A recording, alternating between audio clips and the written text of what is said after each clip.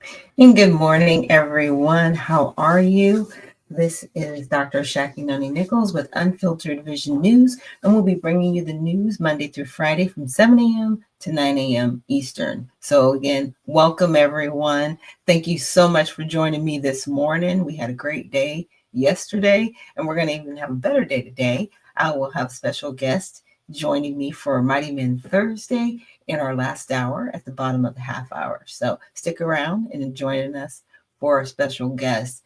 But this morning, I just want to, kind of dive right into some big topics. I want to handle some breaking news, upcoming news, latest events, but I definitely will be spending time on deportations today. I want to take a look, all of us together, at the current ICE deportations. I know there's been a lot of different numbers thrown out there of how many people have actually been deported and why they've been deported. And even some people, I want to say it's been a little bit of controversy of those who have been deported. I know there was a gentleman from El Salvador, and they were calling him a Maryland man, and he was deported. And now, with this particular individual, it has been reported that he was illegally here in the country. He was deported, and then he came back to the United States, and then he was deported again. And so the second deportation, which he's under now, and he is in the prison in El Salvador, the Democrats are trying to say that this is unlawful, how he was removed from the country. But again, he was deported, and he was advised, I won't say advised, but his sentencing was deportation by a judge. And so what's happening, from what I've gathered, they've stated that this is an administrative issue. So basically, paperwork of him not being properly deported from the country, which I think is silly. And it's unfortunate that in times of economic strife, and this is just historic, that a lot of times they will look at the poor and people who are here illegally as not so much a scapegoat, but sometimes the reason that our economy isn't doing well. Well, I would have to say, after living through 2020 up until now, and everybody knows what happened, everybody around the world knows what happened, we got to see kind of the rise and fall of our economy. We really got to see firsthand, depending on who you are and what you were going through financially at that time. People had to shelter in place, pretty much work from home. People weren't going out as much because you couldn't. Some businesses survived, some didn't. So you can't blame that on immigration, right? That was a totally separate issue. But we're seeing, coming out of that and the past administration, and seeing such a large influx of individuals. And what a lot of people don't know is that our government actually set aside funding for that. So we will probably get into that a little bit more into the show, because I want you guys to really see the Appropriations Act of 2021 and look at some of the sections where it did set aside monies for people that were not here legally. So, there have been receipts of, individuals getting thousands of dollars in cash aid, and also food stamps, which they call SNAP benefits here in the United States. And these were people that were not legal citizens. They were apparently asylum seekers, refugees. They were also given something called a temporary protection status. They were also given a status of paroled in the United States. And we can look at those terms also. But yeah, right now, the border is still a hot button issue as to why people are not necessarily, in my opinion, getting deported the way they should be, and how we have we actually have lawmakers and our legislator saying that it's not illegal to, even though, oh, how should I word it? It's illegal crossing the border, but it's not a crime. I mean, it's silliness. And, again, this is my opinion. If you want to be in this country, it needs to be legal so that you do have protections under our Constitution. Without it, you're just, flailing around, in my opinion. You know what I'm saying? Like, look, and a lot of people say, well, that's your opinion. Well, we're going to look at the Constitution because it does talk about foreigners that want to come into the country. It does address immigration and using the 14th Amendment for people that have come here illegally, in my opinion, is insult to injury, especially to Black Americans who the 14th Amendment was written for. It was actually written for my ancestors and for me, because without the 14th Amendment, I wouldn't be a legal citizen here of this country. And so those are things that we're going to discuss and get into. But one of the first stories I did want to talk about is that Trump has nominated a MAHA advisor, Casey Means, for Surgeon General after withdrawing the first pick. So, I'm really enjoying All Sides, which is a aggregate, unbalanced news source. And, I encourage everyone to take a look at it. The one thing I do like about All Sides is how they've really taken the news and not just looked at, one lens. You get the left, you get the center, you get the right. So, and they also have the different news outlets those are coming from. So as we can see here, this is Casey Means, and President Trump has nominated her for Surgeon General after withdrawal of his initial nominee, Dr. Jeanette. Okay, I'm not even going to mess with that last name. But she is a trained physician, and I'm hopefully looking for her to do well in this position. We need a good Surgeon General. And, this is a real woman who's our Surgeon General. The last person was not, and you might get offended by that, but they weren't. This is the first one. Okay. So let's look at the center, because I like to stay a little bit in the middle to keep that going. So, he's picked her after withdrawing the first initial person.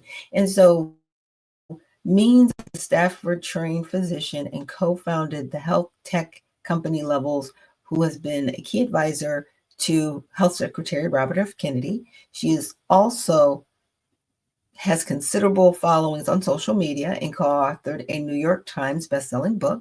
Prior to advising Kennedy and his Make America Healthy Again movement, she has had experience in government. So this is good. So this isn't someone who's just unaware of things going on, like possibly with the FDA and HHS. She's very, versed. She's very well versed in what needs to happen going forward. So that, I'm just so happy. Thank you. The previous pick from Fox News, who has a right bias, faced criticism from the MAHA community, and will now serve in a different role at the Department of HHS. So the initial nominee, it's not like that person isn't going to be able to participate or assist, I should say, but they're just not going to be assisting in this role. And that's one of the good things that I really like that's happening in the Trump administration, like it or not, whether you like Trump or not, for him to bring on Tulsi Gabbard and RFK, who are, they're known Democrats, right? And, the RFK, he decided to go independent, and Tulsi Gabbard, she walked away from the party completely. And I don't think she walked away from the party because she wanted to. She walked away from the party because the party left her. They truly did. Definitely, look up Tulsi Gabbard, look into her background, and we may do a segment on her here on the show, just so you guys can see just some of the things that she went through, because not everything was really brought forth in the media. I mean, she was I think she was an Army veteran. I have to double check that. She's the Army or Marines, but she is a veteran, and she's also served in our Congress, and she was put on a no-fly list as a terrorist. And this is somebody that served our country that was put on a no-fly list. Like, what is that? But again, that was done, unfortunately, during the Obama administration, because Tulsi was running for president of the United States, and it didn't happen until she was running. And it really didn't happen until she said some I don't want to say she said some ill things about Hillary Clinton, who was running at the time also. But she said some things that were very controversial, and she got put on a no-fly list. She was definitely attacked, And so it's like, wow, like, why are you attacking this woman? You know what I mean? Like, everybody's running, everybody's in this race. This is somebody who served our country. This is someone who literally laid their lives down for us, and they're on a no-fly list. Like, are you kidding me right now? But there's my tangent about Tulsi Gabbard. But again, I just want people to be aware that the Trump administration isn't full of people who are Republicans. There's Republicans, there's independents, there's Democrats that are currently serving under this administration directly. So just letting you know, there's different mindsets in the room. Everybody's not all one way. But the media covered this. In The Guardian, they highlighted Means' lack of government experience, closeness to RFK, and status as a wellness influencer. Again, this is somebody who does have, some government experience. She just does. But the left is trying to discredit her. It also pointed out the criticism she has received from food experts who argue that her views simplify the causes of chronic disease. Now, the New York Post, who leans right, they noted the massive backlash Trump faced from his base over the initial nomination of, Nishawat.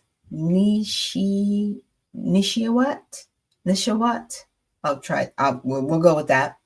And framed the nomination of Means as a more acceptable to the Trump base. But again, the first choice, it's not like they're not going to work for HHS. They're just going to work in a different position. So that person is still there. I mean, it's not like they're ousted. That's what always cracks me up about some of this stuff. But just looking at how the Wall Street Journal covered it, it said President Trump said he would nominate Casey Means, a California doctor and wellness influencer, to be the next Surgeon General. Means has become more prominent with the rise of the Health Secretary Robert F. Kennedy Jr.'s Make America Healthy Again movement. She has a brother, she and her brother, Kennedy advisor Callie Means, wrote a book, Good Energy, that became popular with the Trump campaign staffers and later with Kennedy.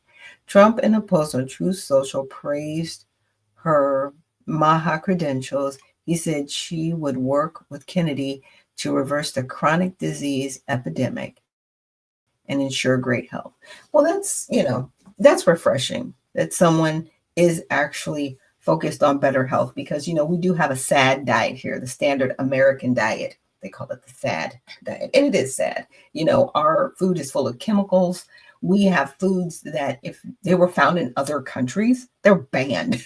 That stuff is banned in other countries. But hey, if you come to America, you can have all of that stuff that you want. And unfortunately, it those foods are predominantly in lower income areas. And unfortunately, people that don't have means to get organic foods, to get, fresh produce and those things, they'll tend to eat those foods. And then they're usually the individuals that end up with those chronic diseases. So we really have to look at like, why do we have this sad diet in an ecosystem where the same companies that manufacture the foods also manufacture the medications to alleviate the disease that you got from the food, but then they also own, the insurance company. So they're making money all along the way. We have become less consumers and more of a business model to feed off of with these other companies. And it's not really a reciprocal relationship with a lot of these companies that we have out there. So we're going to take a short break. And when we return, we're going to get into this. I want to take a look at the ICE enforcement and removal page and go through it with everybody. And I really want you guys to take a look at it with me. Sorry, stumbling over my words. And really look at the chart and the numbers and what's being reported and what's actually being listed on ICE. So I will see you right after the break.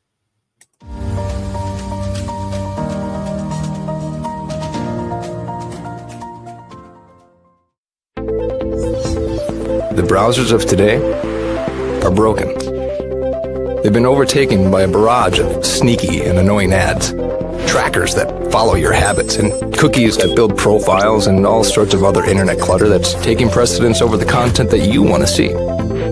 In fact, these useless bites can take up to a whopping 50% of page load times, with a third of it anxiously trying to learn more about you. To make matters worse, some ad blockers are even letting ads through when large advertisers pay them. But do you really want a leaky ad blocker? It's because of these very reasons that we developed Brave, a new browser that kicks internet crud to the curb and makes it faster, safer, and better to surf the web than your current browser. With Brave, everything you need is built right in. We integrated technology that automatically blocks trackers, annoying ads, and shields everything that can cramp your style and destruct your privacy. With it, you can expect increased speeds nearly 2 times faster on laptops and up to 4 times faster on mobile. And unlike any other browser, Brave allows you to support your favorite publishers with automatic micropayments, so it's a win-win for you and your favorite sites. To top it all off, Brave is open source, because we truly believe it's our web and we need to fix it together. So ask yourself this question: do you want a web browser made for the internet of today? If so, try Brave. It's faster, safer, and ad-free.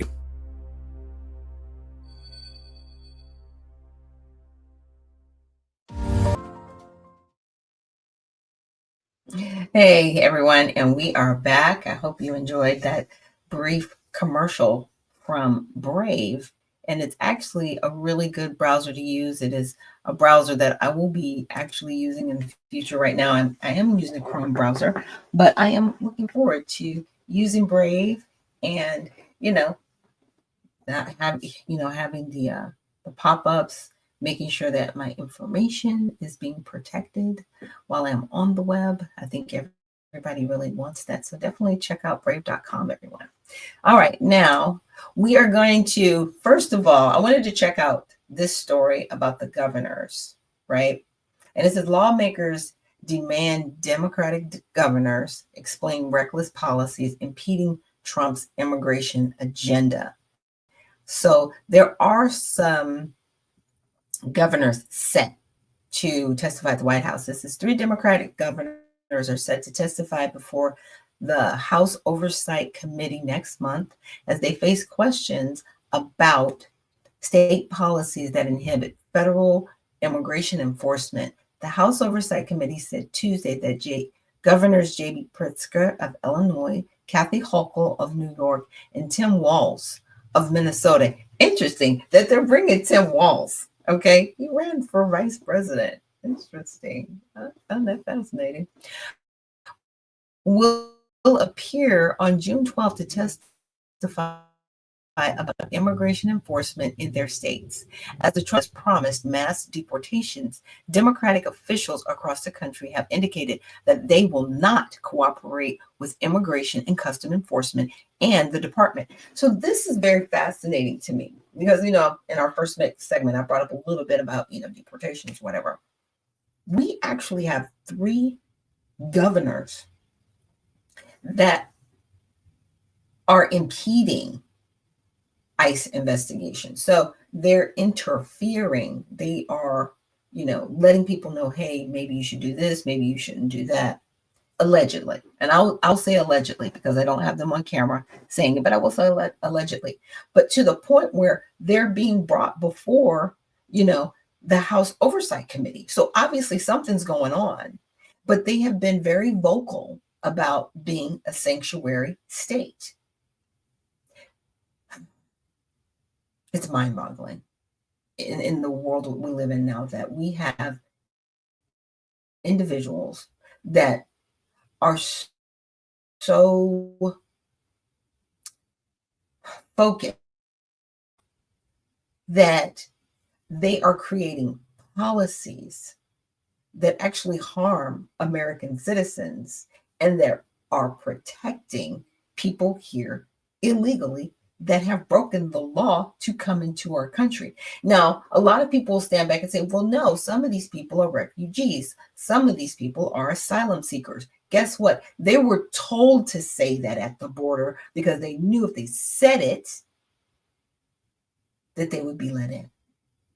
And that's what we're going to look at when we look at this ICE enforcement chart, because I want everyone to see, and they have maps broken out of where people are predominantly coming from in our country. And I also want us to look at the numbers, because some of these numbers that they're putting out there, by the Trump administration and by other news outlets, I want to see how accurate they are and how they are actually counting these numbers. So that's why I wanted to, bring up this chart.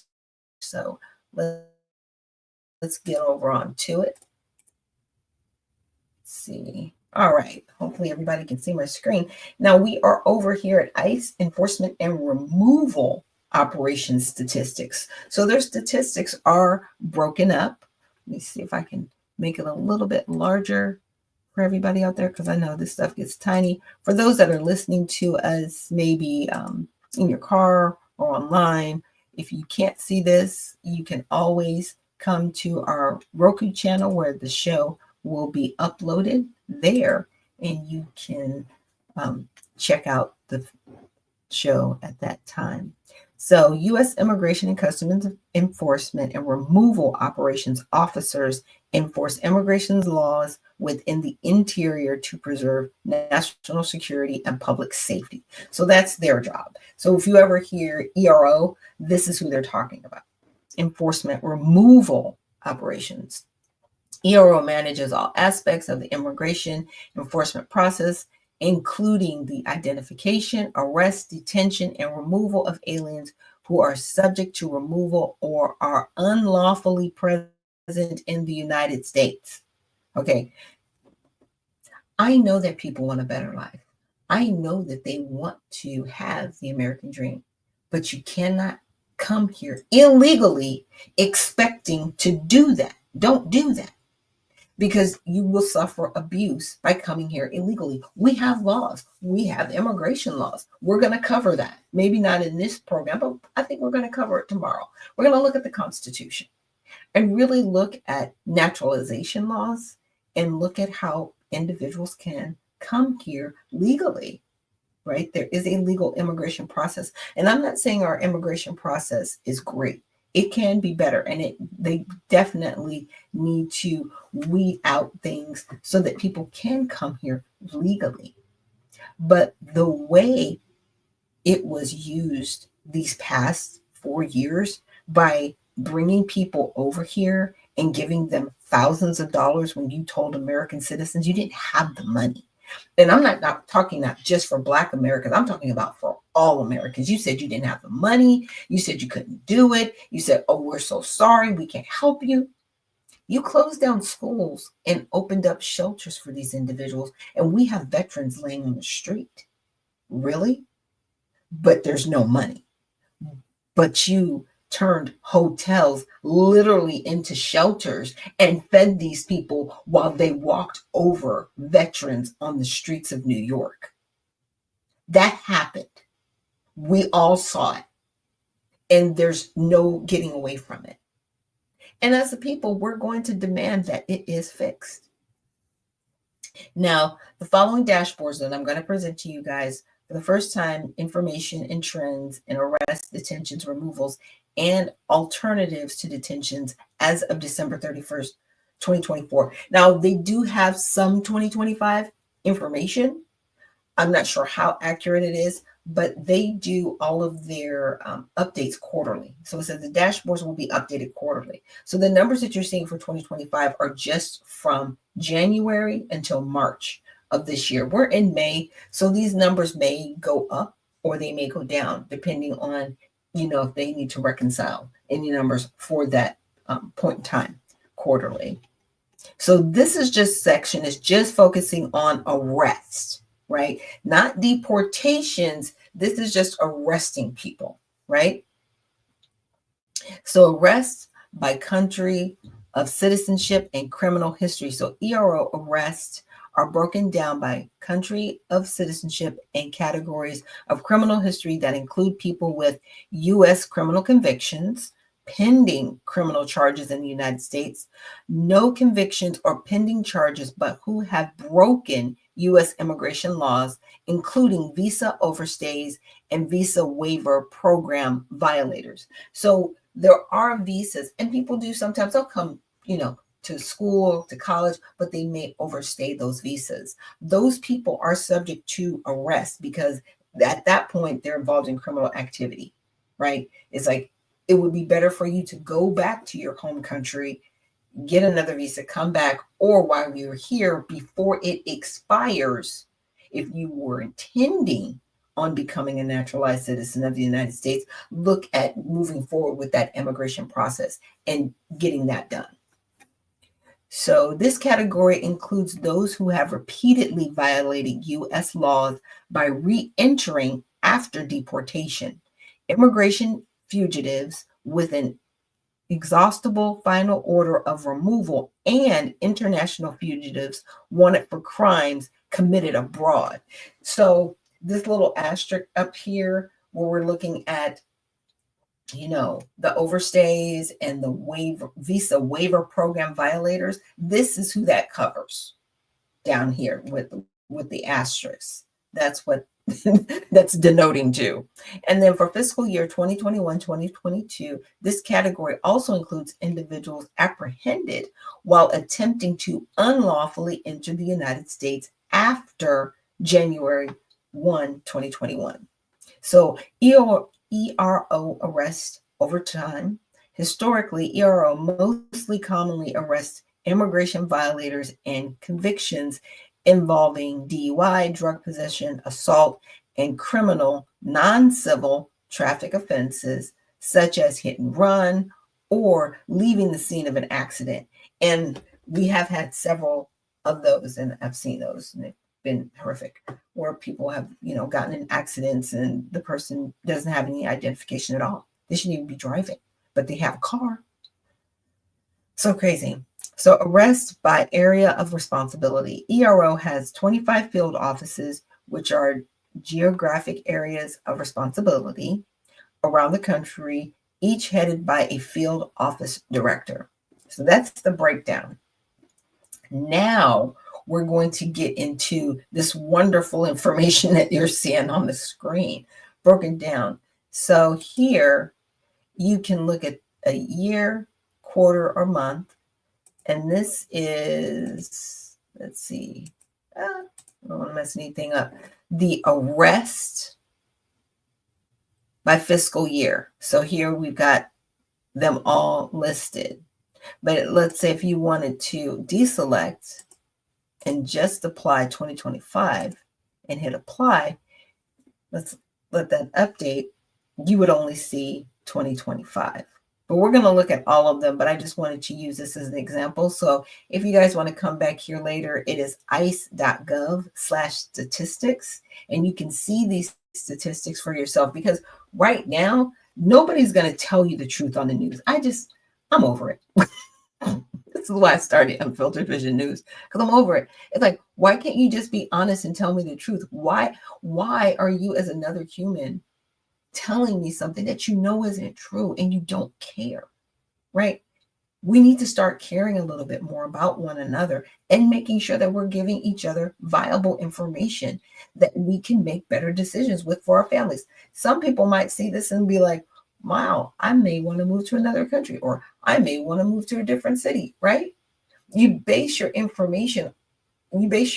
decisions, on information that you get. So if you're getting bad information, how are you going to make really good decisions about you and your family? I'm saying it's crazy.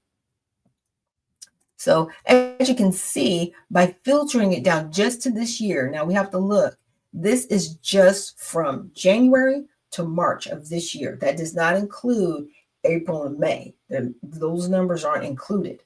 So if you're looking at that, there's been 26,000 arrests. Now, I don't know if anybody's seen Tom Holman. He keeps saying, this is not enough. I need more arrests done. It's not enough.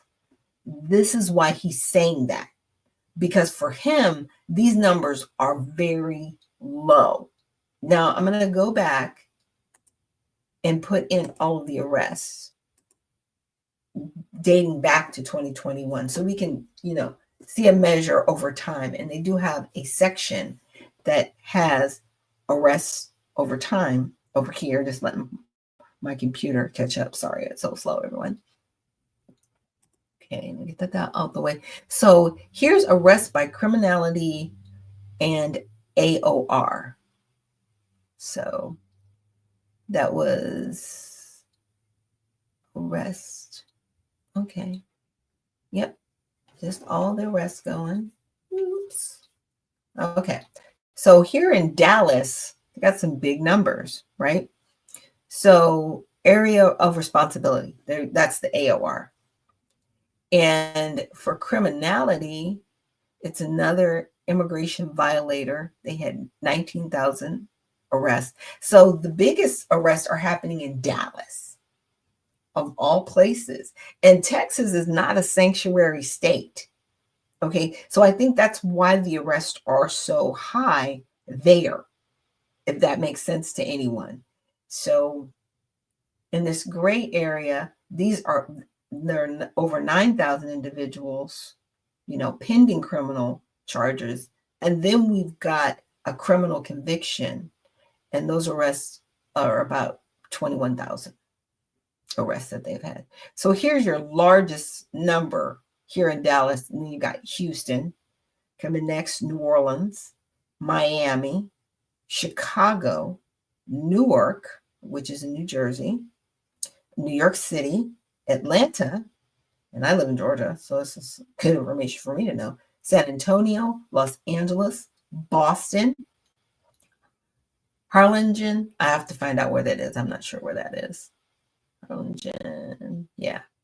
But they've got pretty good numbers. Phoenix, which is in Arizona, Salt Lake City in Utah, Denver in Colorado, St. Paul, I would probably say that would be Minnesota, Detroit, which is in Michigan, San Francisco, California, Philadelphia, Seattle, El Paso, Washington, Baltimore, Buffalo, San Diego, and then here are just their unmapped AOR records. But again, you would think the way you hear the news that Chicago would be at the top of this list, and they're not. They're just not. At the top of the list is Dallas, which is in a state that's not a sanctuary state. So what are we doing? What are we talking about? But this is just arrests. These aren't deportations. These are just arrests. It's like, okay, you came here. We know you don't belong here. We got to detain you. We got to get you up, up out of here. But the largest number is in a state that's not a sanctuary state. That's the point I wanted to make and bring up. And so here's the arrest over times going back into 2021. We had arrests, and they just have them, by the year. So this was going into, this was, I want to say, this would have been Biden's initial year, right? Because he was nominated in 2020, takes over in 2021. So in the first year, it was less than 100,000 arrests. In 2022, it was just under 150,000 arrests. In 2023, it was over 150,000. 2024, we get back down. It's a little over 100,000, but definitely under 150,000. And now we're here in the Trump administration in his first quarter, right? Because this is not the entire year. Hopefully the numbers will go up, but it's less than 50,000. So now this is just arrests. These are not deportations. And so we need to really look at how they're breaking out these numbers, because my husband and I, we got into a discussion about it yesterday. And I'm like, well, where are these numbers coming from? So I'm like, well, they've got to come from somewhere. So when I pulled up this chart and started really looking at these numbers, I'm like, where are they getting these numbers from? Are they adding them all together and just saying, okay, arrests, deportations? Now, if you're doing that, if you're saying, yes, we're arresting people and we're deporting people and we're detaining people, then yes, you can couple all of these numbers together. But if you're not doing that, you're just pulling out numbers from other situations and you're not really giving the American people accurate information, which drives me nuts. So this follows arrests. So if you go down further, it's going to show you the areas of responsibility. So as you can see here from the chart, it will tell you the arrests in the thousands from 10 to 51,000. So the darker the area, which is New Orleans, they have a higher arrest count, where in Salt Lake, even though that's Seattle, it's considered, quote unquote, here, branching out to South Lake, it's 10,000 people. So they're just breaking some of this down by region and just pointing out different cities. But again, you would think with what you hear in the media that this little brown patch right here, there should be more arrests, but there's not. Maybe there has something to do with that, right? I would think. Like I said, I would want numbers in Dallas to be lower. And here's why I say that. Because they are not a sanctuary state. So I guess they're doing their job. I mean, they are finding people, they're arresting them, and they're just like, you're not going to stay here. Maybe that's not a bad thing. Okay.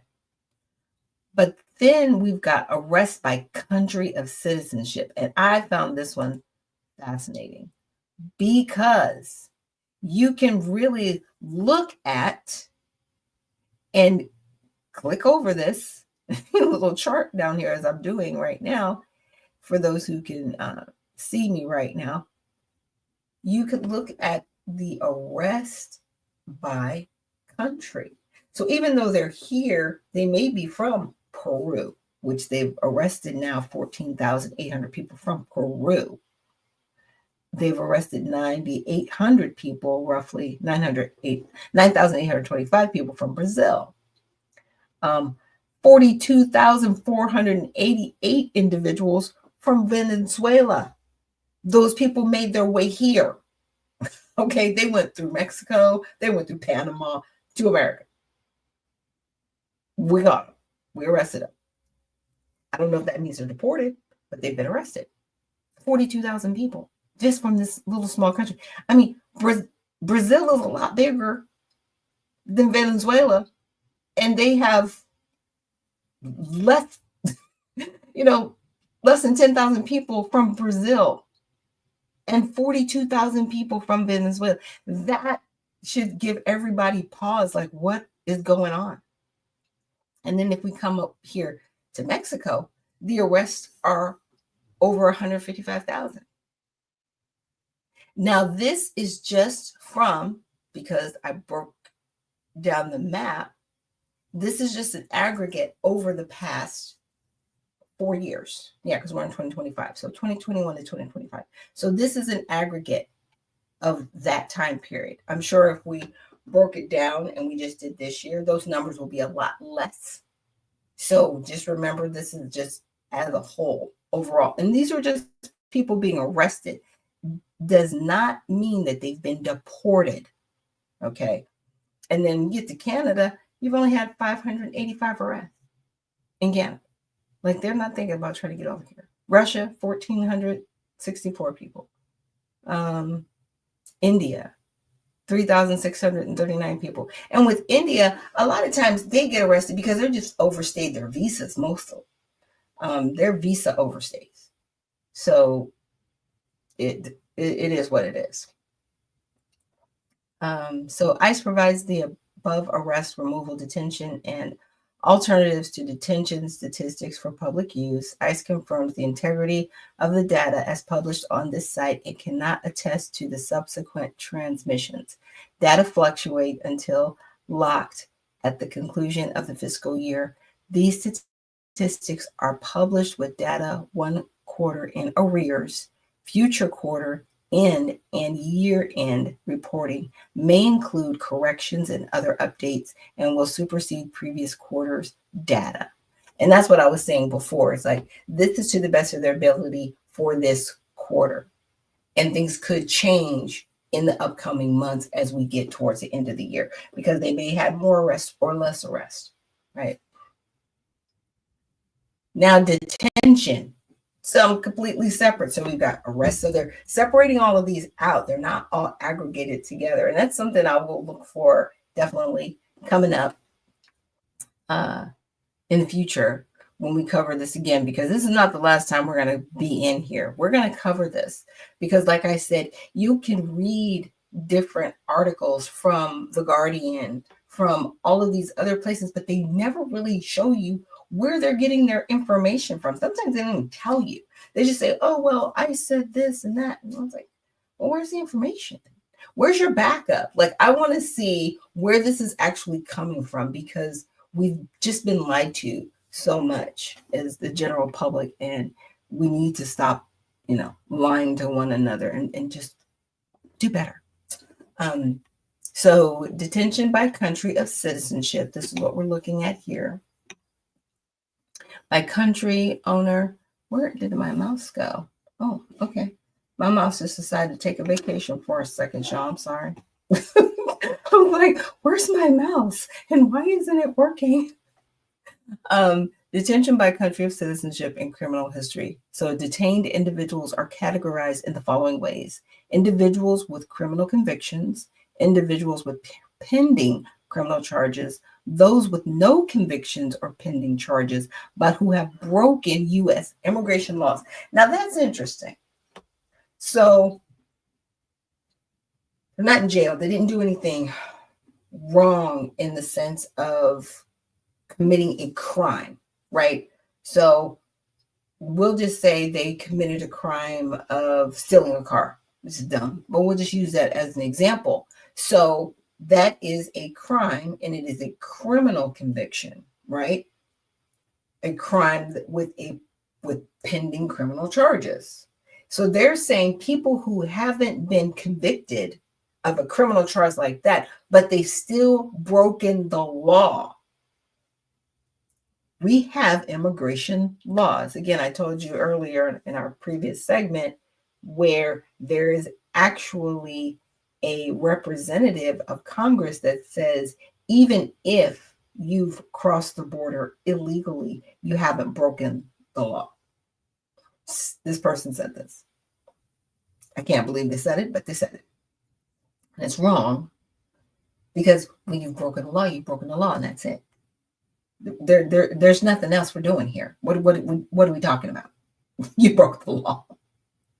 But I'm glad they set it here. So this is ICE.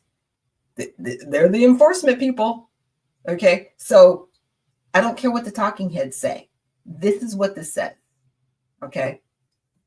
And the third category includes individuals without any known criminal convictions or pending charges who have repeatedly violated U.S. law by re-entering after deportation, immigration fugitives with a final order of removal by an immigration judge, and foreign fugitives wanted for crimes committed abroad. It's really detailed and laid out. I do not know why we are trying to protect criminals. Detention over time. Most detained individuals are transferred from CBP following arrests made at the border. High numbers of border crossings are typically associated with higher detention numbers. That makes sense. I'm glad they're breaking this down. So again, this is going to be based on 4 years from 2021 till now that we can see. And these are detention. So you got to arrest somebody, you got to detain them. And you would think, well, aren't these the same numbers? Not necessarily. Because we just saw above that some of these people arrested could be let go. They may not be sequestered. Detention means you are literally being held. You are being detained. And what we're looking at now is detained by criminality and AOR. So remember, we got the arrests responsibility. So we've got Phoenix with the highest number. I'm not surprised because the border state, San Antonio, Harlingen, and I'm going to look that up because I don't know where that is. New Orleans, Houston, San Diego, El Paso, Dallas, Miami, New York, Atlanta, Chicago, Los Angeles, Newark, Denver, Salt Lake City, Boston. Okay, numbers going on and on and down. What I find fascinating is I've not known Phoenix to be a sanctuary state, but they are a border state. So I can see how these detentions would be a higher number at Phoenix and San Antonio. New Orleans, but looking down this list, you can see New York and in Chicago, and these are two of the sanctuary states. I mean, these two cities reside, I should say, in two sanctuary states and cities, where the mayors were already called to testify before Congress. And now we're going to have the governors of these two states. So they're not detaining people here in here. They're just not detaining them. And that's what this is coming down to. Because if they had a higher detaining number, I'd be like, okay, well, they're holding people, right? They're trying to do the right thing. No, they're letting people go. They are not holding people. And that I find that fascinating.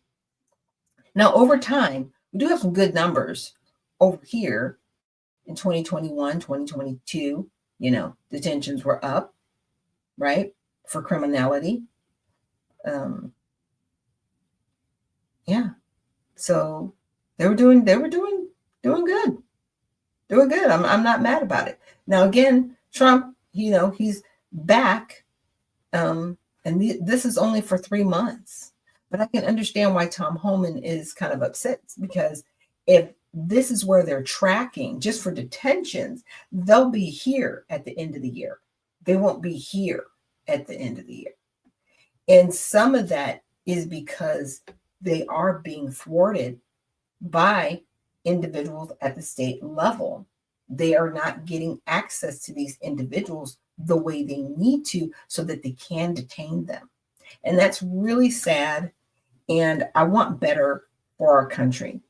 But we're going to take a short break. And when we come back on the other side, we're going to finish looking at some more of these numbers here on the ICE enforcement and removal list so we can get a better idea and see these numbers for ourselves of what's really happening with ICE. And I'll see you guys on the other side.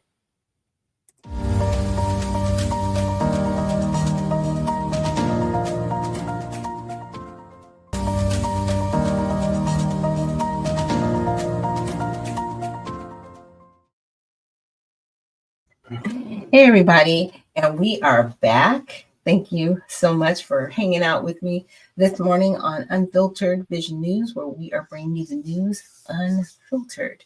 And definitely check out Proton Mail. Some of you may already be Proton Mail subscribers, but check that out because unfortunately, yes, Google, they are selling our information, and I've known this for years, and I need to do better myself and use Proton Mail and use browsers like Brave to protect my information from being sold on the internet. It probably would be a lot better, I guess. I'll get a lot less spam email and get a lot more email that I should be receiving, things that I've actually subscribed to, as opposed to somebody buying my information and kind of putting me into their mailing list. So definitely check out Proton Mail if you haven't, and just see, what's out there that is privacy. And if you've heard of any other, mail sources or email sources that can be used that you would like to recommend, definitely send me an email at unfilteredvisionnews@gmail.com. Okay, so removals and expulsions. Let's continue to get into this on ICE. So ICE's authority to remove aliens exists under the Immigration and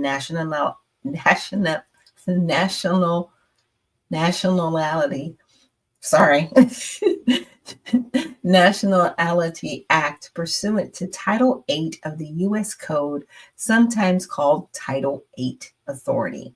Between March 2020 and May 2023, the Department of Homeland Security quickly expelled irregular border crossers from the United States under a public health order of the Center for Disease Control and Prevention issued in March 21st, 2020, sometimes called Title 42 Authority. So Title 8, ICE principally removes aliens from the United States after they have received a final order of removal. These removal operations require complex coordination, management, and facilitation efforts to successfully remove and return aliens from the United States. ERO accomplishes this mission through charter flights and on commercial airlines for escorted and unescorted removals, in addition to ground transportation missions on the northern and southern borders at ports of entry. Okay, so ERO's highest profile removals generally comprise fugitives wanted for serious crimes in other countries, such as homicide, gang-related offenses, corruption, and fraud. Often these individuals come to ERO's attention because of Interpol notices. Other high-profile removals include known or suspected terrorists, those involved in counter-proliferation crimes, and those on the terror watch list and no-fly list, war criminals, and other convicted or suspected of committing human rights abuses, including torture, ethnic cleansing, and genocide, are also in this category. Authorities escort high-profile removals out of the country via commercial flights, regularly scheduled ICE charter flights, and special high-risk charters. In many cases, these individuals are turned over to law enforcement authorities in their home country to face charges or sentencing, right? Now, with Title 42, that was just with Title 8, guys. That was a mouthful, right? It's like, but again, we have the laws here. Why aren't people just following the law? It's crazy. It's crazy. Now, Title 8 is a public health authority guided by the CDC, and is not an immigration authority. On March 21st, 2021, the U.S. Department of Health and Human Services transferred Title 42 Public Health Authority to CBP. Under Title 42, prohibited the entry of certain people who potentially posed a health risk by being subject to previously announced travel restrictions or having unlawfully entered the country to bypass health screening measures. Under Title 42, DHS rapidly expelled irregular border crossers to their country of last transit, Canada or Mexico, or when such an expulsion was not possible, interagency partners engaged foreign government officials to secure aliens in expulsion to their countries of origin. So we all know what was happening around 2020. It was a lot. It was a hot mess. But they were trying to keep people out of the country to spread even more disease, basically. That's what this did. So this was more about public health coupled with crossing the border. And we don't want people here illegally, but we definitely didn't want people here at that time, unfortunately, with a health risk. So let's look at some of the removal statistics. Okay, I have got to find out where this Harlingen place is because I'm feeling silly. Because I keep seeing it on this list and I'm like, where is this place? Oh, it's in Texas. I just don't. Okay, maybe things are happening in Texas because they jail people in Texas. That's what we're doing. they're getting them out. Removals and criminality. They are getting them locked up because they are not a sanctuary state. So Harlingen, let's see, El Paso, Phoenix, San Antonio. These are all Texas cities. So, oops, what did I do? I did not mean to do that. Sorry, y'all. We'll get back to it in a second. I probably touched something and didn't mean to. Oh, okay, there we are. We're back. So as you can see, this number here, this is the number of people removed. Okay. And this is a compilation over the past 5 years, but it is just based on removal. So that does not include the arrest. That does not include what we were talking about earlier, detention. It just includes removals. Now, could some of those people have been grouped and removed with this large number here? Absolutely. Absolutely. But this is just showing us, okay, overall and over time, who's been removed. So I see a lot of Texas cities on here. There's got Dallas, they've got Houston, got New Orleans, Miami. And then when you get down here to Chicago, that number dwindles. When you get down here to Los Angeles, that number dwindles. I don't even see New York on here. There's Buffalo is in New York State. Newark is in it. So here, down in New York, you've got less than 1,000 people. And I know that number is crazy. That's crazy, right? Like, you have a sanctuary state. That's why. That's why. Because these people aren't getting arrested. And they're not getting removed. They're still here. That's why they are going before Congress to the Oversight Committee. Yeah, that's what we're doing. Okay, so removals over time. So we'll see here in 2024, criminal convictions, that's pretty good. I like it. I like this number. Now, this was definitely under Biden. Okay, so there were people leaving. So I just need people to understand that, yes, there were people that were allowed to come here, and they were allowed. Nobody's doubting that. But they did remove some people. But there were so many people. I think the number's like over 10 million. And we've got removals over 4 years of under 1 million. This is why people are angry and upset and feeling the pressure, because it's like, wait a minute, we have over 10 million people here, and you've only removed less than 1 million of them. And you go, why aren't more people being removed? Because we have sanctuary states and cities. That's why. We actually have governors and mayors and councilmen in Congress, and some even in Congress, protecting people who have broken the law. That's the problem. That's the linchpin with a lot of what's going on. And that's why people are so angry, and they want these things taken care of and changed, because our tax dollars should not be going to this. If anything, our tax dollars should be going to remove people. Because see, when you do things the right way, you have more respect for it. When you do things the wrong way, you're going to continue to do wrong. Like I said before, people coming into this country illegally have no respect for the country.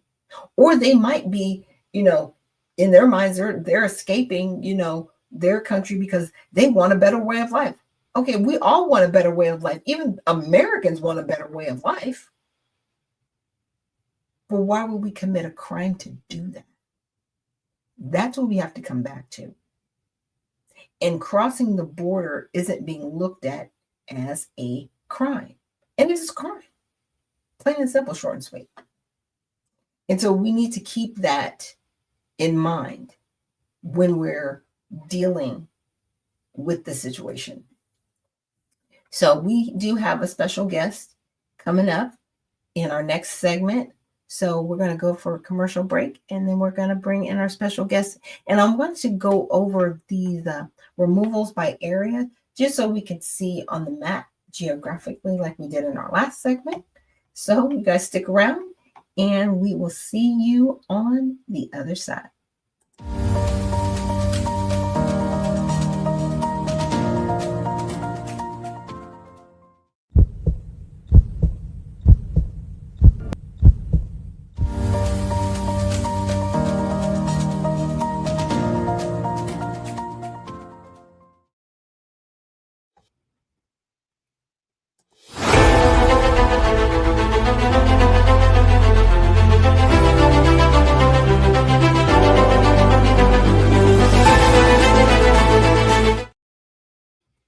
Hey guys, thank you so much for joining me this morning. My name is Dr. Shakinoni Nichols, and this is Unfiltered Vision News.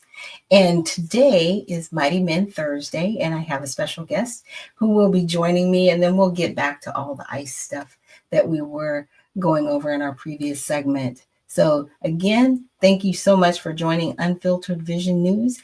And now I'm going to bring our special guest up onto the platform. I'm so excited. This is so cool. Hi. Can you hear me? Oh, you have to take take stuff off mute. There you go. Yeah, there's a mute button. Got it. There, okay. So everybody, I'd like to introduce my husband, Dion Nichols. He agreed to be my inaugural guest here on Unfiltered Vision News for this segment called Mighty Men on Thursdays. And so thank you so much for joining me. I so appreciate you waking up early. So I want you to introduce yourself. I kind of introduced you, but if you could give our viewers a little bit of a background of who you are. Okay, not a problem. Well, my name is Dion Nichols. I'm obviously Dr. Shakinoni Nichols' husband. Former military. I did 23 years in the Army, and I'm happily retired right now. And I don't know. I guess that's pretty much about the down and dirty and the gist of it. Okay. All right. Well, thank you so much for introducing yourself. And what I want to do, with Mighty Men Thursday is to highlight the men in our community that are doing great things, and just talk about something that, is on their heart for the day, and really just, highlight and share who they are. So what would you like to talk about this morning? Yeah, when you brought this to me, I kind of had no idea what to go and talk about, to be honest, because you hit a wide range of subjects. But I want to go back to a point which was brought up to me by a couple we were hanging out with a couple weeks ago. Um, and they were looking to go ahead and get married in a few months. And they asked me, kind of threw me off balance a little bit, but they asked me what advice would I give them as a couple, as a new couple and everything. What advice would I give them as a married couple, as a married husband? And the advice I gave him is I just nailed it down to three things and said, and this is Dion's personal recommendations for a good marriage relationship is, first of all, put God first in everything that you do. It helps to go ahead and unify your household and get you going in a positive direction. Now, there's a caveat to that. Obviously, if anyone's listening and they're a Jehovah's Witness, then you would put that practice first. If you're a Buddhist, then you would put that first. If you're an atheist, then you have your own views and all that stuff. However, in our household, we serve the Lord. So that's how we focus and we go and measure our steps. Secondly, I suggest that they don't let anyone come between you and your spouse. That means, you don't let your kids come between you and your spouse. You two are a united front. Don't let any ex-girlfriends come between you and your spouse. Don't, if you're a guy out there and you like to hang out with the fellas and you would hang out with the boys, don't let the boys come between you and your spouse. Don't let family members come between you and your spouse. You and your spouse have to be unified in what you do. So that is your best friend. That's your rock. That's your person that you're with and everything that you're rocking with. You got to go ahead and come together with anything that you guys are going through. And the third thing is communication. No matter how dumb the thought might be, no matter how trivial it might be, you and your spouse have to be able to go and communicate and talk about everything. It doesn't matter if it's uncomfortable, you both have to sit down and talk about it. If it's not a sign of weakness, you're like, well, I don't want to talk about this because this might make me look weak, something like that. This is your spouse. This is the person you intend to spend the rest of your life with. If you can't talk with them about simple things, you can't talk with them about uncomfortable things, you can't talk with them about sensitive things, then what can you talk with them about? What are you doing? So you have to be able to go and communicate. So I know it's kind of simple. I know if we want this to be a more complicated segment, but I just thought that was an interesting point which was brought up, and I thought it might be something to put out there and everything is for some knowledge for some people that might be like, okay. And I know there's a lot of other things and a lot of other directions that a lot of other couples could go into, because there's some people, we've been married for 7 years now. There's a lot of people that have been with their high school sweethearts for 20, 30, 40, 50 years, and they're still rocking, that have tons of knowledge in other situations that they've gone through and dealt with that we haven't even experienced yet. But in our household, just from my personal thoughts and my personal recommendations to anyone who is getting ready to go ahead and tackle this wonderful thing called marriage, that's just the advice I would go ahead and give to an aspiring couple.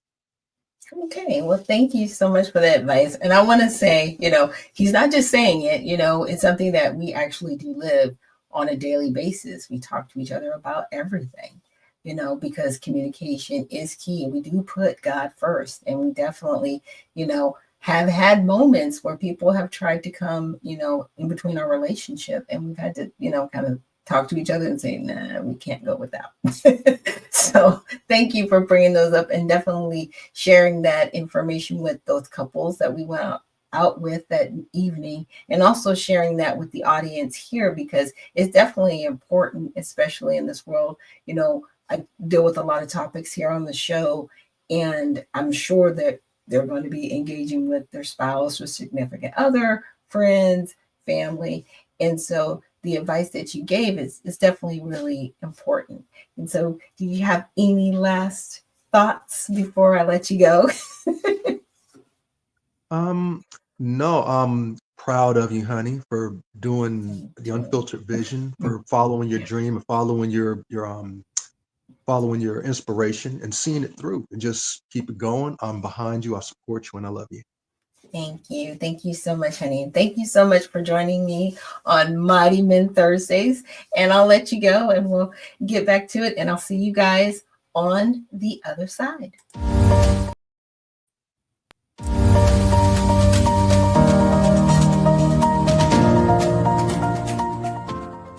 sides has created a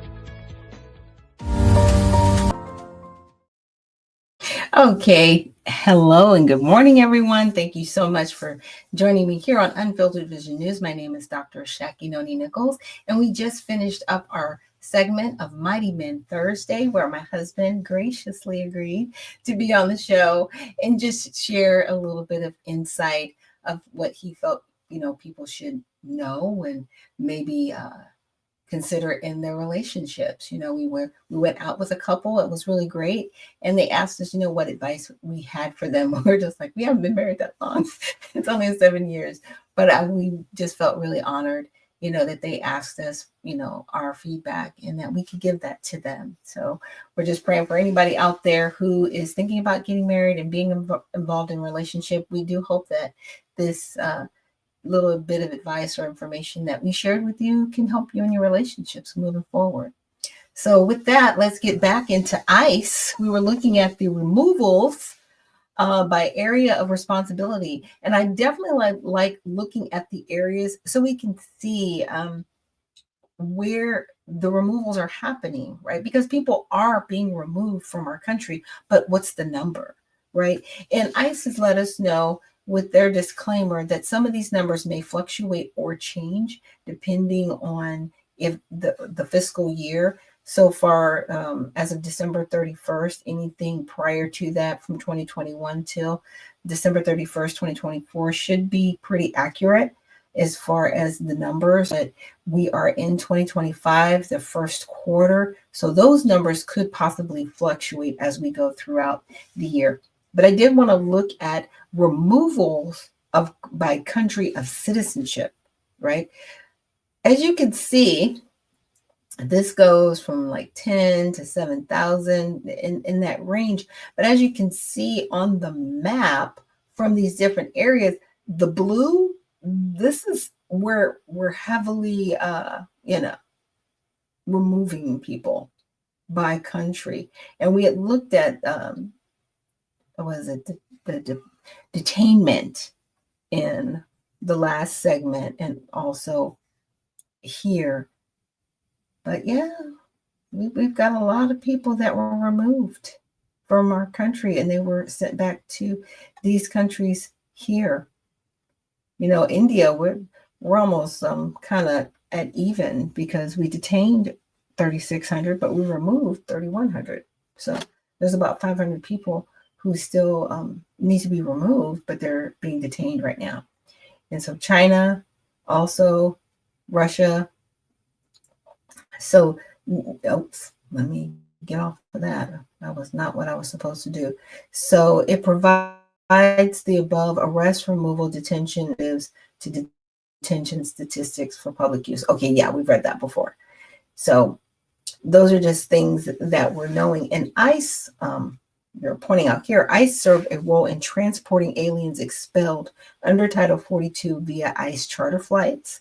The data in the chart below represents only Title 42 expulsions conducted by ICE via ICE charter flights, effective May 11, 2023, under President Joe Biden, and declared the end of the COVID national emergency. Comprehensive data related to Title 42 expulsions for the United States is available through CBP for additional information.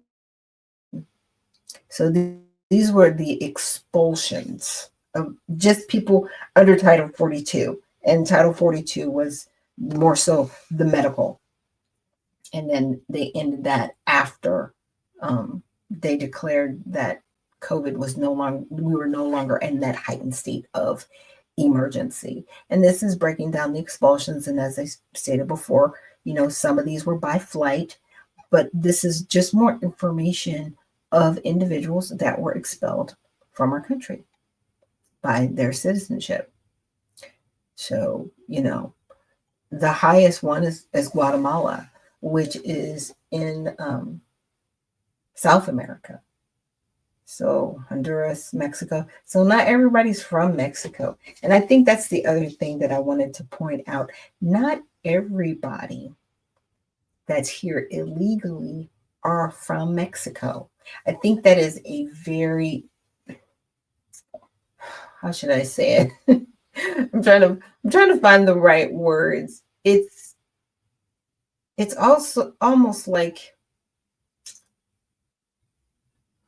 it's what's expected. Like people just assume that everybody here illegally is from Mexico, and that's just not true. They're not. They're not all from Mexico. Now they might come through Mexico, right? Or they might be flown in here and just overstay their visa. But they're not necessarily all from Mexico. Just because someone is of Latin origin does not mean they're Mexican, right?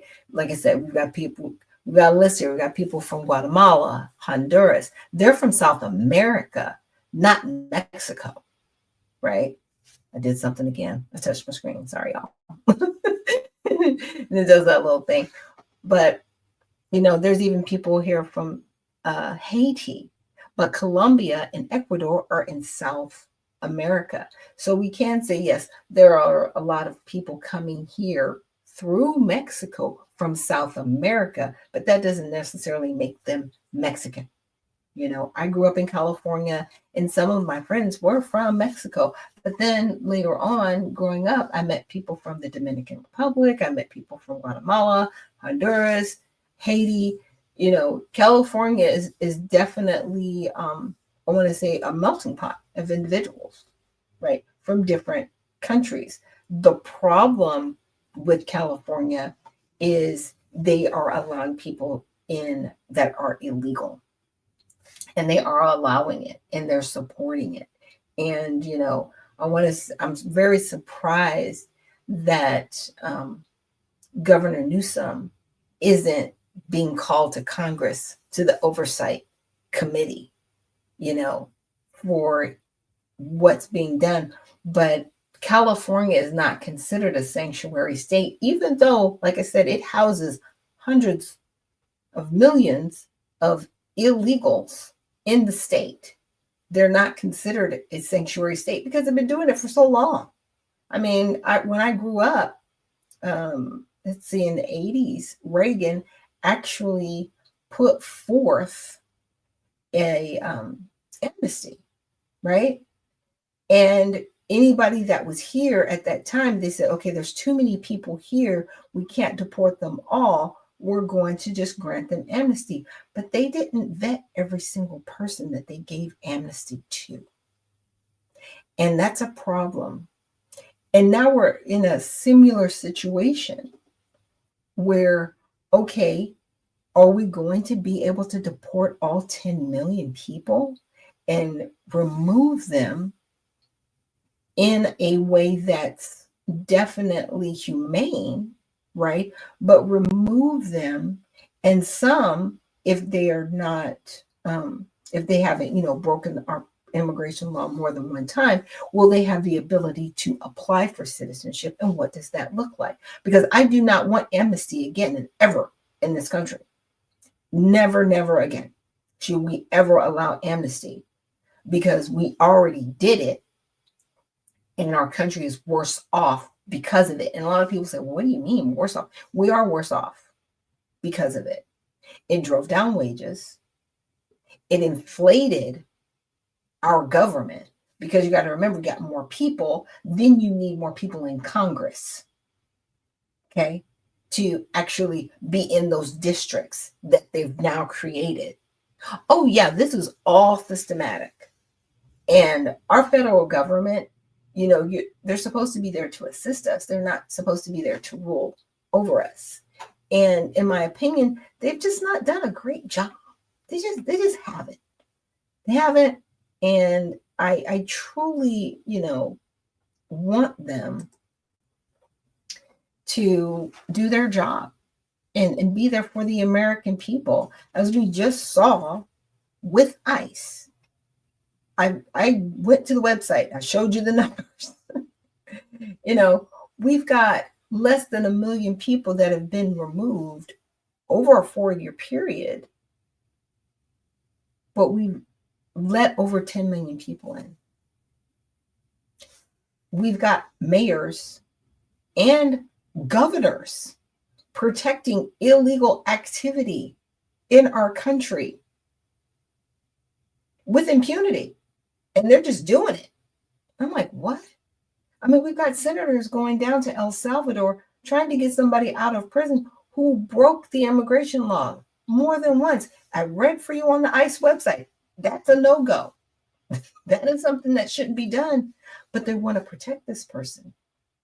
Now, what are we really doing here? We have laws for a reason. And if we're going to have people come into our country, not respect the laws, what do we expect?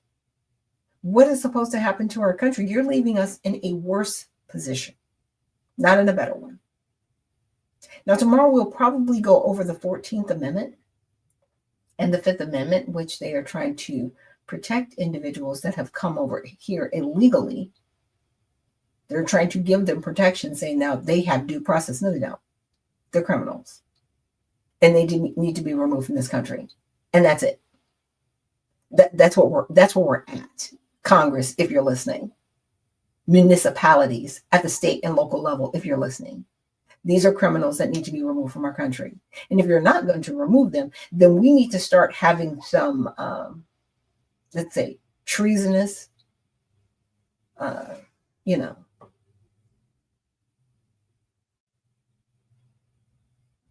actions held. We need to have some trials. We need to go back to doing that because people are committing treason. They are giving aid and comfort to people that are here that are criminals. And they are demanding that we give them aid and comfort. Excuse me? No, not on my dollar and not on my time. And you out there in Congress, you know who I'm talking to. You know what I'm talking about. I shouldn't even have to mention you by name. It's bad. But we need to get back to doing what's right for the American people. And I just want to bring up a few more news stories that I think might be important to those who want to know. Let's see, the India-Pakistan tensions, they're still escalating, which is unfortunate. Pakistan reports shooting down an Indian drone near the naval base in Lahore following India's recent airstrikes in Pakistan, administered in Kashmir. The Pakistani Prime Minister vows retaliation, raising concerns about regional stability.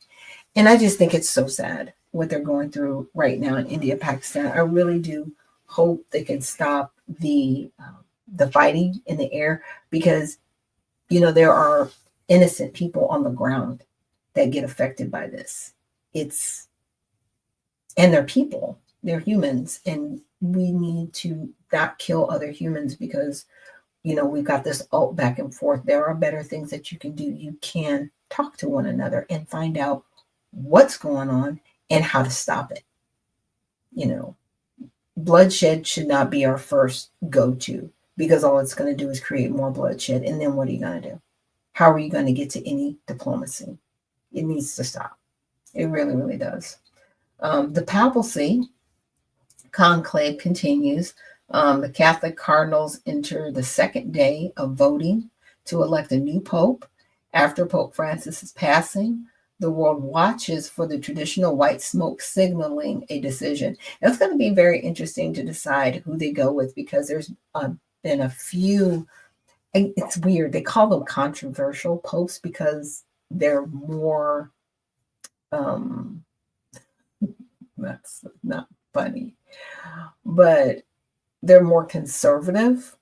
And they're saying that might be difficult for them to be the pope because they're conservative. I was like, what?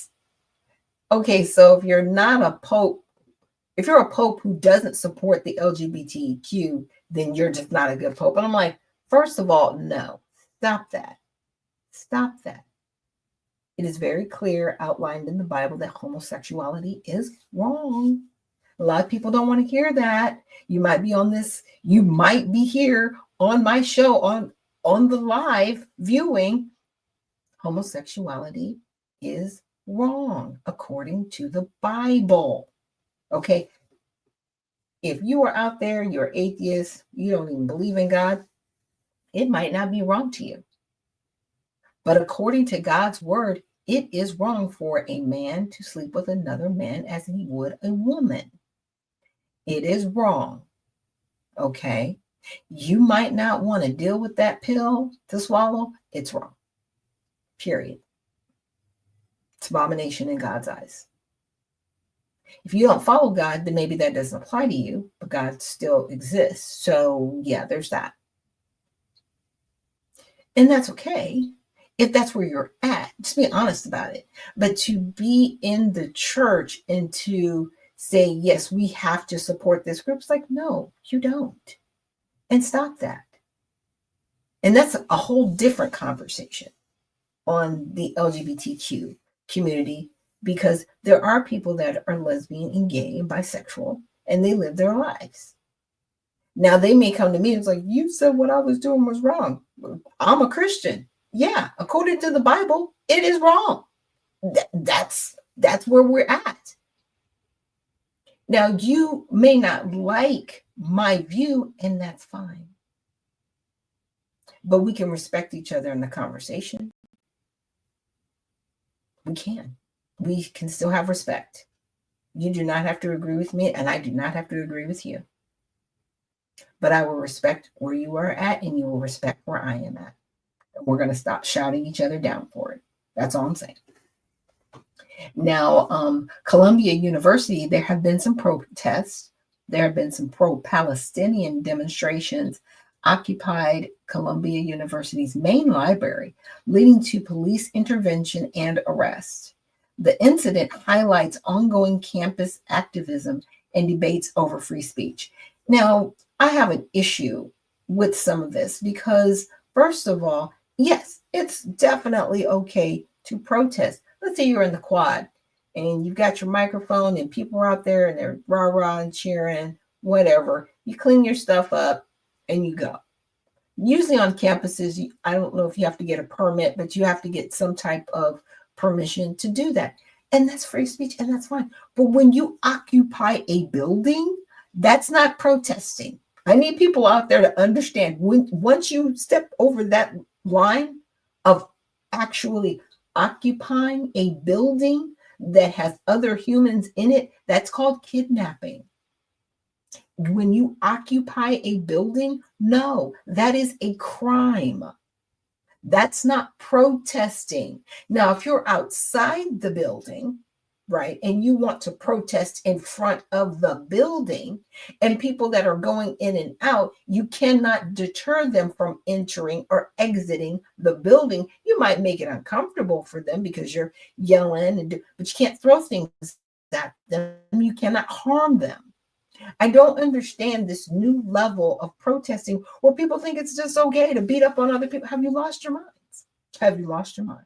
That is not how protests work. We need to do better. We really, really do. And with that, we're going to take a short break, and I'll see you back on the other side.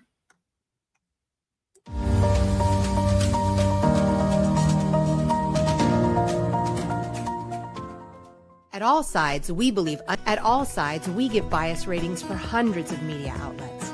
By freeing people from filter bubbles and providing different perspectives, we can all be better equipped to understand the world and each other. So how do we do it?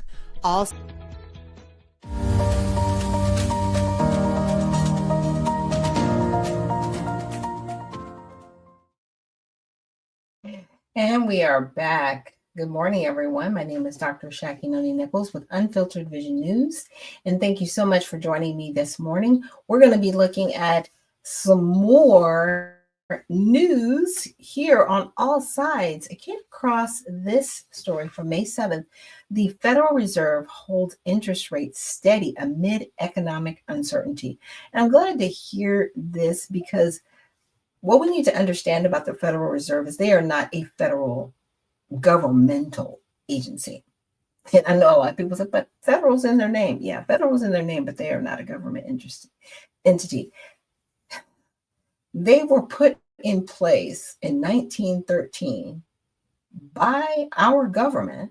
They're put in place, but they do not report to the government. Now, we're going to have a day where we're just going to spend some time on the Federal Reserve, how they came about, because just like the Smith-Mundt Act, we also need to understand how the Federal Reserve works in our country, because a lot of people really just don't understand how they work and the influence that they have on our economy, especially because they do set the interest rates, as you can see in this article that we just pulled up.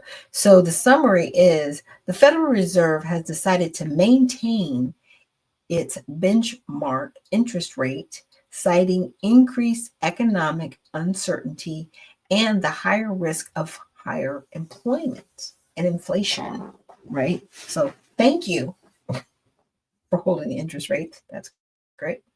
Now, the Federal Reserve announced that it would leave its benchmark interest rate unchanged, maintaining the rate at a range of 4.25 to 4.5%. This decision comes after the Fed left rates at this level in its two previous meetings in January and March, following 3 consecutive rate cuts at meetings held before that. The central bank noted an increase in uncertainty around the economic outlook, and it's monitoring risk for both employment and inflation.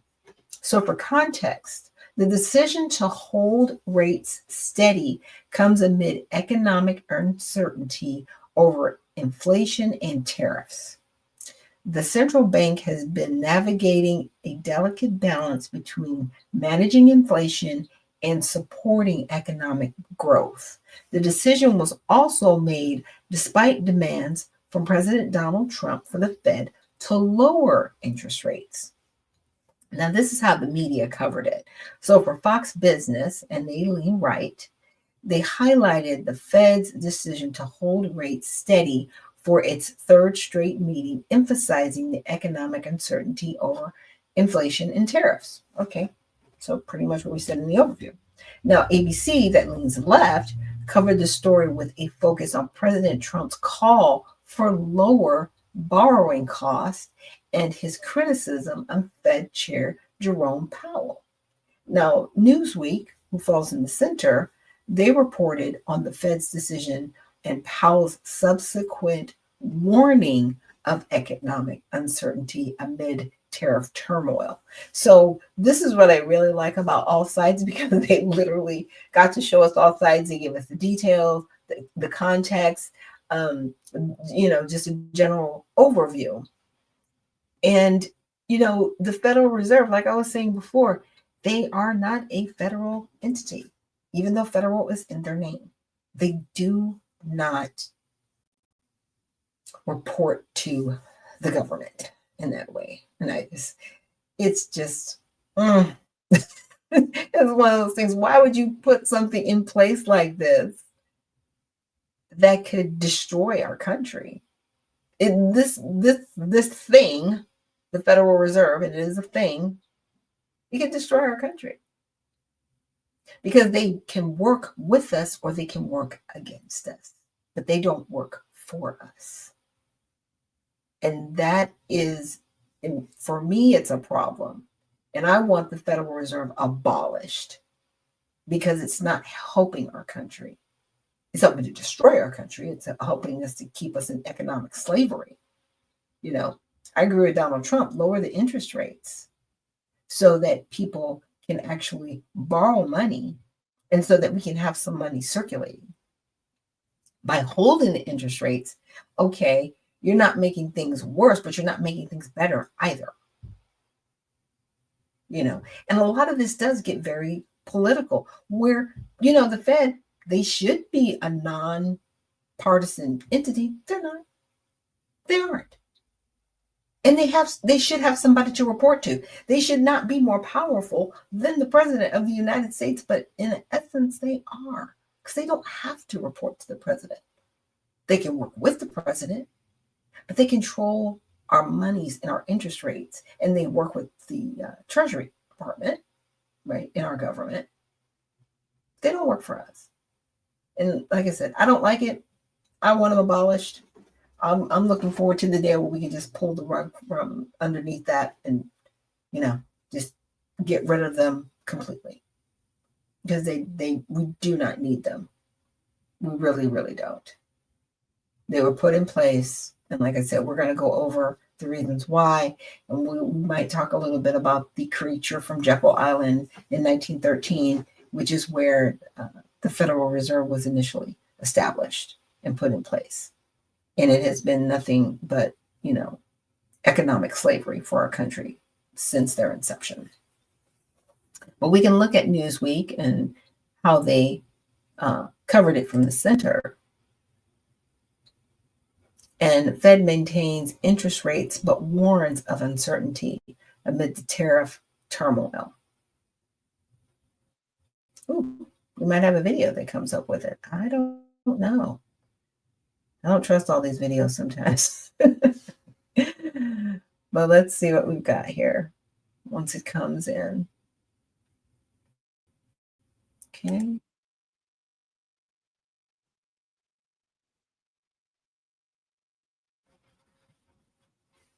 Oh. Away with things. No, I have no intention of firing him. I would like to see him be a little more active in terms of his idea to lower interest rates. This is a perfect time to lower interest rates. If he doesn't, is it the end? No, it's not. But it would be good timing. It could have taken place earlier. But no, I have no intention to fire him. Okay. So you just heard it there from Donald Trump. No intention of firing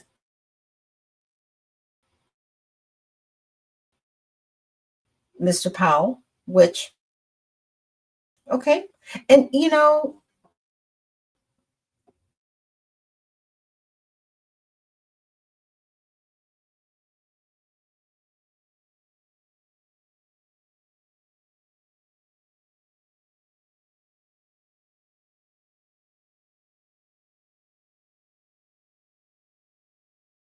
come in. Sometimes it's a little bit difficult with these little videos that want to come up while I'm also trying to tell you about the news and bring you a different news story. So in that video, just to catch up, Donald Trump said he has no intention of firing Jerome Powell. He wants to work with him. So he does have the ability to fire him. I didn't think he did. The Federal Reserve did. Whew, they are a trip, And I know that I want to say Maxine Waters did question Mr. Powell prior to President Trump's inaugural I should say prior to the inauguration. She questioned Mr. Powell and asked him, would he work with the president or not, or those different things. And he said he didn't have any intention of stepping down. Like, okay, you don't have to, but the president does have the ability to remove him.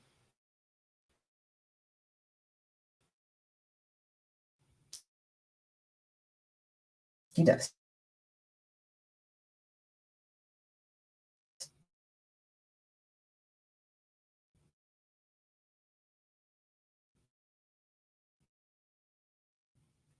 Which is good.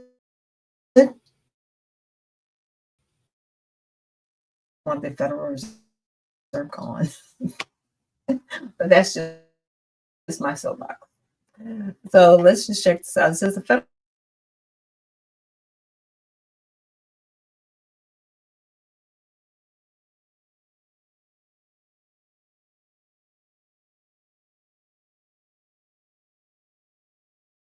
there might be a complete delay. So I do apologize for everything. So I'm just going to read the story and not share my screen, even though I like to share my screen because I want you guys to know where this is coming from. But this is a news article, and this is Newsweek. So you can check this out on newsweek.com.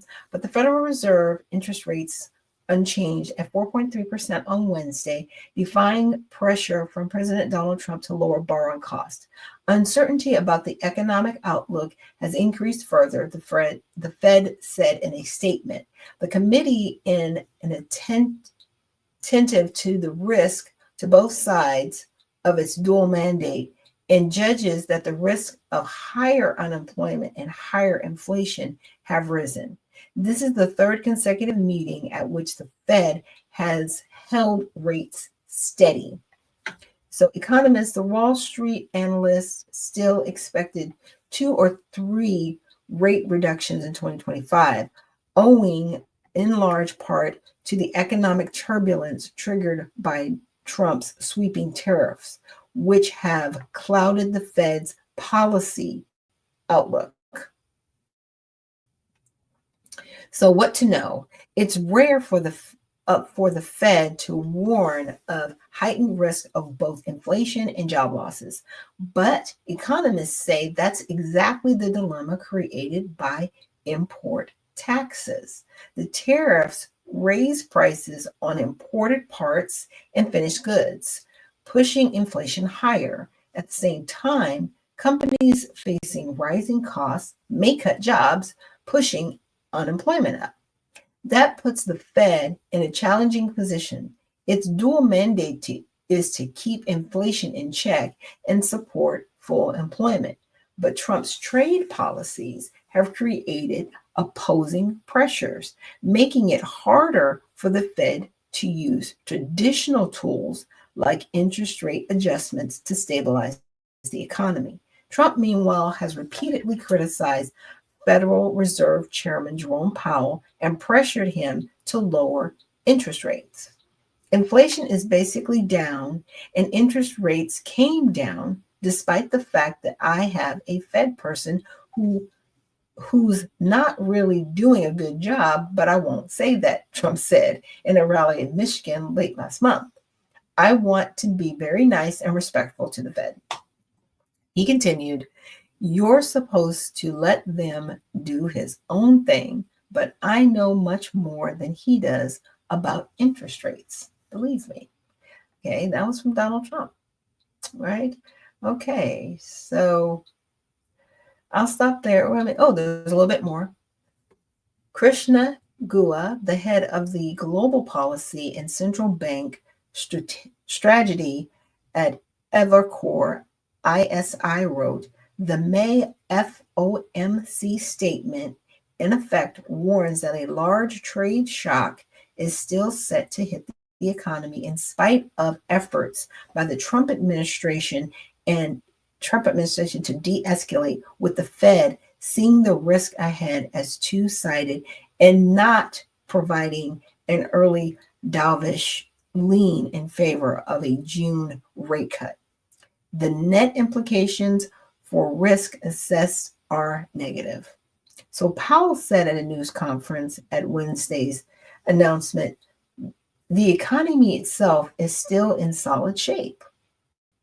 Okay, so that's good. I mean, it's good and bad.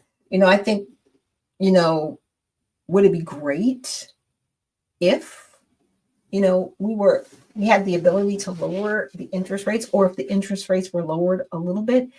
I think it would help, but I'm not a trained economist here.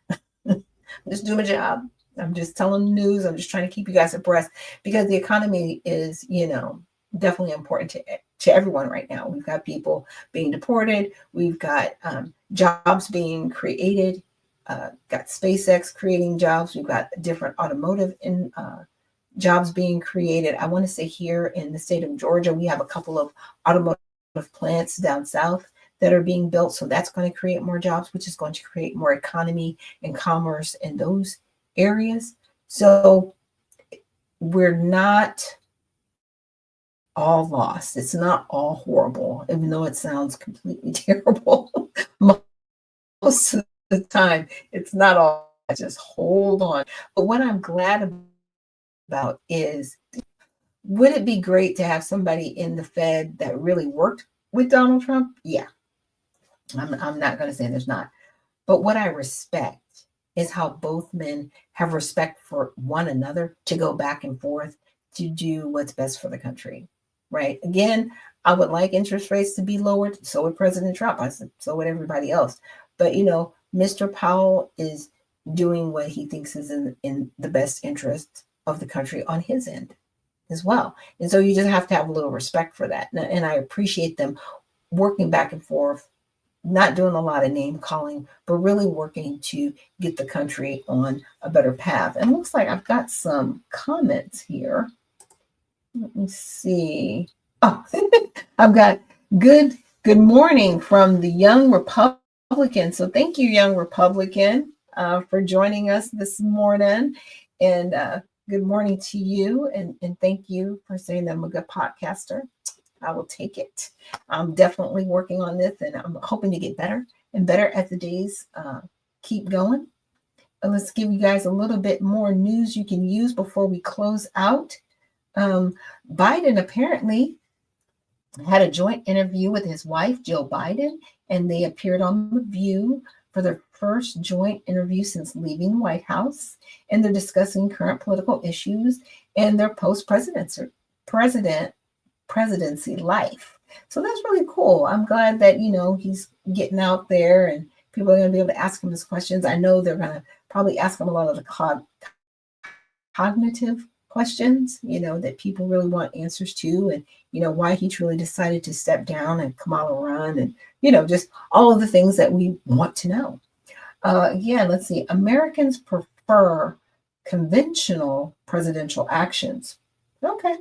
A new poll indicates that Americans favor presidents achieving political goals through traditional methods rather than unconventional actions, reflecting public sentiment on governance and executive power. Now, that's interesting because that makes no sense. If people wanted traditional methods rather than unconventional actions, they would have never put Trump in office. The reason why he's in office is because he's unconventional. The reason why we are here is because we have a businessman running the country. We do not have a politician running the country. He's not Obama. He's not Clinton. He's not George W. Bush. He is a CEO. And I think I need people to wrap their heads around this. One day they will. I've gotten the opportunity to work with several CEOs of major corporations. Now, some of them are nice, some of them are not so nice, but they're very straightforward human beings. And they just want to get the job done. And I don't want to say it like this. They don't care who gets the job done. They just want the job done. And if you say you're going to do it, do it. And if there's supposed to be a return on investment, let me see it. That is how their minds work. They just want to get the job done. But this was, I want to say it was NPR News doing this story. And I'm just like, really? I can't. I really, if people wanted a conventional president, he would have not been elected in office and Kamala would have won because she would have been more traditional, right? In her actions, how she moved, like her or not, love or hate her policies, right? She was a lot more traditional than Donald Trump, period, hands down. People don't want a traditional president because if they wanted a traditional president, Donald Trump would not be in office right now. So, next story. Mortgage rates rise again. Okay. So the average interest rate for a 30-year fixed rate mortgage in the U.S. has increased to 6.818%, affecting home buyers and the housing market. Wow. That's a lot. Now, we just, in the last story, said that the Fed is maintaining interest rates at 4.5%, but I think that's just for overall borrowing. That may not be for mortgage borrowing, which is a totally different sector. So with that, I'm going to ask you guys a couple of questions. I mean, do you think that we're sitting on a bubble again? Because this is pretty mortgage rates went up, and a lot of people that had those adjustable mortgage rates, they thought, okay, I've got this low payment. But when that check came due, it wiped out the housing market. People lost their jobs, people lost companies, people lost a ton of money in the market. But then there were some people, if you watch the movie The Big Short, which I love, one of my favorite movies, in that movie, it shows you what a gentleman, I forget his name, but he created an instrument so he could actually bid against the market. And he made billions of dollars based on the fact that the housing market was going to collapse and crash.